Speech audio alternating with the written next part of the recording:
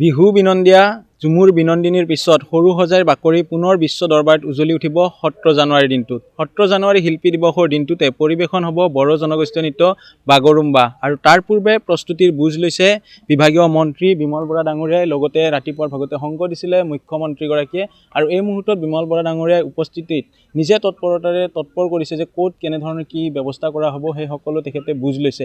এক প্ৰকাৰ সাজু হৈছে বিশ্ব দৰবাৰত চিনাকি কৰাই দিবৰ বাবে 17 জানুৱাৰীৰ দিনটোত উপস্থিত থাকিব ভাৰতৰ প্ৰধানমন্ত্ৰী, দেশৰ প্ৰধানমন্ত্ৰী নৰেন্দ্ৰ মোদী ডাঙৰীয়া। বহুকেইটা প্ৰকল্পৰ কাৰ্যসূচী হাতত লৈ আহিব আৰু এতিয়া সৰু সজাইৰ বাকৰিত এনেধৰণৰে এটা পৰিৱেশ দেখিবলৈ পোৱা গৈছে। দ্বিতীয় দিনটো তেখেতসকলে কাম কাজ হাতত লৈ আগবাঢ়িছে আৰু 17 জানুৱাৰীলৈকে বেছি দিন নাই, সেয়েহে সকলো কাম কাজৰ নিজে এক প্ৰকাৰ কাম কাজখিনি তদাৰক কৰি আছে আৰু এই মুহূৰ্তত মন্ত্ৰীগৰাকীৰ পৰা কিছু কথা জানিব চেষ্টা কৰিম।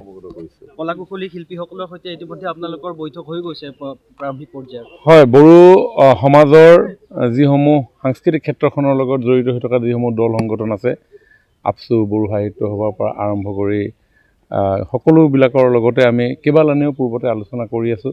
তেওঁলোকে গোটেই বিষয়টো যাতে তেওঁলোকৰ নীতি পৰম্পৰা সকলোবিলাক অক্ষুণ্ণ ৰাখি ইয়াতে সুন্দৰভাৱে উপস্থাপন কৰিব পাৰে, তাৰ কাৰণে তেখেতসকলে বিশেষজ্ঞসকলৰ পৰা তেওঁলোকৰ পৰামৰ্শ লৈছে। তেখেতসকলৰ পৰামৰ্শসমূহ আমি বিবেচনাত লৈছোঁ আৰু তেখেতসকলৰ পৰামৰ্শ অনুসৰিয়ে এই গোটেই অনুষ্ঠানটো আমি অসম চৰকাৰে সাংস্কৃতিক বিভাগে আমি ইতিমধ্যে প্ৰিপেয়াৰ কৰিছোঁ।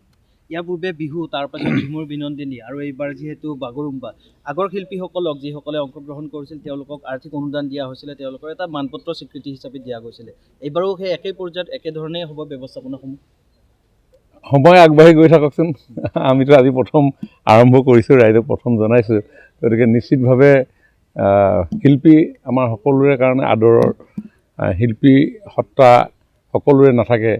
গতিকে সেই শিল্পীসকলক সন্মান জনোৱাটো এখন সুসভ্য সমাজৰ কাৰণে দায়বদ্ধতাৰ কাম। গতিকে আমি বিহুৰ লগত জড়িত হৈ থকা শিল্পীসকলক যেনেধৰণে সন্মান প্ৰদৰ্শন কৰিছোঁ, ঝুমুৰৰ লগত জড়িত হৈ থকা শিল্পীসকলক যেনেকৈ সন্মান প্ৰদৰ্শন কৰিছোঁ, নিশ্চিতভাৱে বাগৰুম্বাৰ শিল্পীসকলকো আমি সেই মৰ্যাদা প্ৰদান কৰিম। আপুনি বিচৰা বাতৰি পাব কেৱল নিউজ 18 এপত। নিউজ 18 এপ ডাউনলোড কৰিবলৈ স্কেন কৰক এই QR কোড। গুগল প্লে ষ্টৰতো পাব এই নিউজ 18 এপ।